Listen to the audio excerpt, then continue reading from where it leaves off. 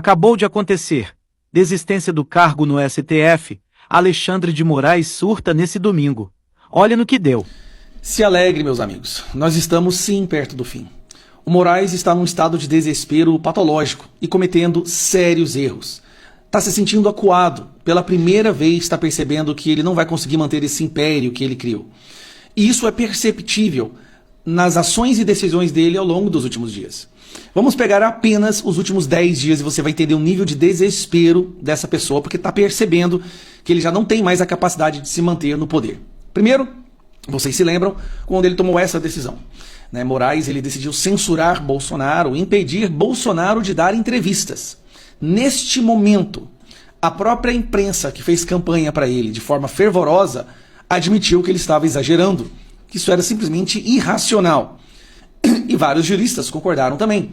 Juristas listam exageros em decisões de Moraes contra Bolsonaro.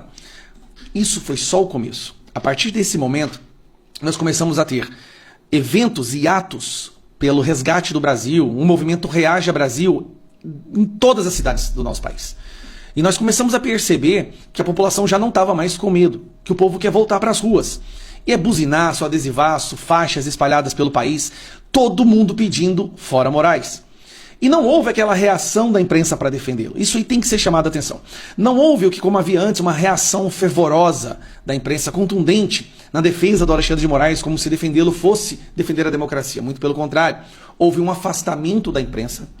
O centro não fez nenhuma menção, os presidentes da Câmara, dos deputados, nem do Senado, nenhuma postagem institucional em defesa do Alexandre de Moraes. O que veio, na verdade, foram mais certezas de sanções vinda dos Estados Unidos. E aí, o Moraes fez isso aqui. Moraes bloqueia bens, contas e PIX de Eduardo Bolsonaro. Moraes bloqueou as contas do deputado federal, o recordista de votos na história do Brasil. Ele bloqueou as contas dele. Não satisfeito, ele cometeu um gravíssimo erro. E aqui, não tem como ninguém concordar com isso. O Moraes bloqueou as contas da esposa do Eduardo Bolsonaro, a Heloísa.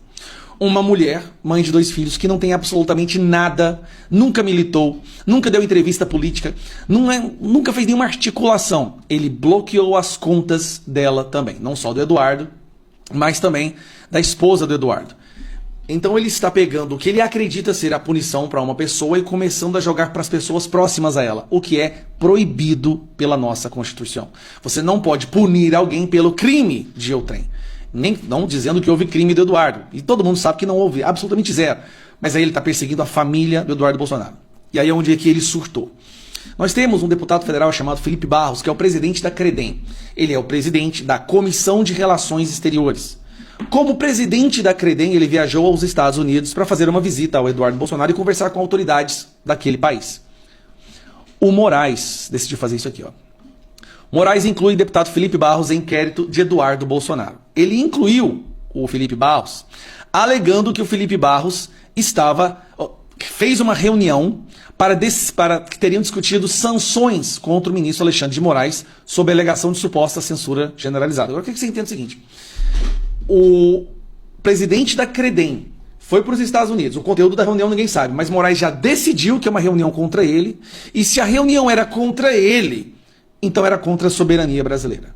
E por ser contra ele, deve-se colocar o nome de Felipe Barros no inquérito. Olha a loucura, isso não é coisa de gente normal. Nós todos já sabíamos que algo não esquisito funcionava ali. Mas ao tomar uma decisão absurda dessa, ele comprou uma briga com o Congresso. E até agora, o que nós estamos vendo é cada vez mais o afastamento dele, o afastamento do Congresso e do Centrão do Moraes. Agora vamos lá. Olha onde que houve realmente um claro surto ali.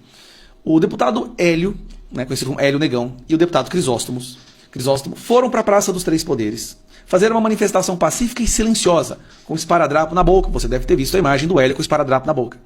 Eles sentaram na Praça dos Três Poderes para fazer uma manifestação pacífica. Impedir manifestações pacíficas é algo vedado pela Constituição, porque isso só acontece em ditaduras. Única e exclusivamente em ditaduras, você terá notícia do governo, do Estado, tentando impedir uma manifestação pacífica. Mas aqui no Brasil, isso aconteceu. Olha só, onde mais isso acontecia também, que eu quero mostrar para vocês aqui, para vocês entenderem a situação que nós estamos. Maduro proíbe manifestações que possam atrapalhar constituinte. Oposição amplia protesto nessa sexta-feira. Então, o Moraes decidiu fazer uma decisão no fim da noite, quase meia-noite, mandando a polícia prender os deputados federais por estarem praticando um crime. Preste atenção. Você só pode prender um deputado federal por flagrante de crime inafiançável. Ele mandou prender 2 deputados, na verdade ele mandou prender 5. Só que ele estava num susto tão grande que 3 desses deputados nem sequer estavam lá. Eles nem sequer estavam no local, mas sai a decisão de que se esses deputados não saíssem de lá, eles deveriam ser presos. Para piorar, ele intima o governador de Brasília para o coitado do cara sair lá quase de pijama, correndo desesperado, para ir lá e tirar os deputados da Praça dos Três Poderes. Já é proibido você impedir qualquer manifestação pacífica no Brasil, isso está na Constituição, isso é um cidadão comum, você não pode proibir ele de fazer isso. O Moraes proibiu 5 deputados e determinou, algo que não é da prerrogativa dele, estabelecer um perímetro de 1 quilômetro ali, na esplanada dos Três Poderes, dos ministérios, para que não houvesse manifestação. 1 quilômetro. Ele está tomando decisão de governo, ele está tomando decisão de presidente, ele está tomando decisão do presidente do STF. Não existe o menor cabimento às decisões que o Moraes tomou ali. O que isso nos mostra?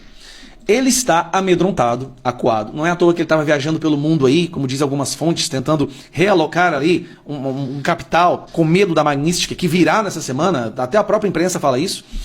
Mas não é só isso. Ele está percebendo que essa Magnitsky vai vir contra os colegas dele no STF e ele sabe que os colegas dele vão abandoná-lo.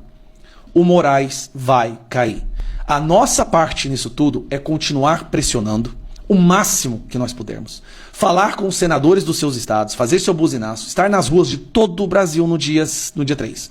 Não importa, se na sua cidade é pequena, não vai ter ninguém, vai para a cidade que vai ter. Deve ter uma capital aí perto da sua cidade, é uma cidade de grande porte, que vai ter essa manifestação e vá. Reaja, Brasil, pelo amor de Deus, esse é o momento de reagir. E por isso eu estou te falando aqui, ó. O que está vindo por aí, a pressão sobre ele, a forma como ele está acuado, cometendo erros de confundir mais com mas, as decisões dele estão saindo cheio de erros ortográficos.